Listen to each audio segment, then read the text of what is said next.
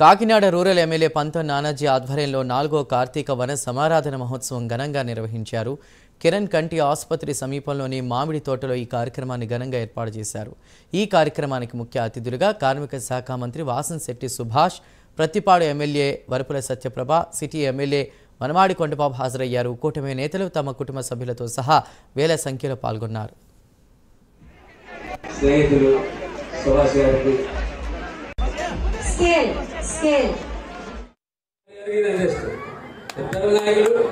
మొట్టమొదటిసారిగా చిన్న వయసులో రామచంద్ర ప్రజలు పెద్ద ఎత్తున పట్టం కట్టి ఇవాళ ఈ రాష్ట్ర కార్మిక శాఖ మంత్రి గారు మన పిల్లగానే ఇక్కడ వచ్చినందుకు ఆయనకి ధన్యవాదాలు తెలియజేస్తానండి.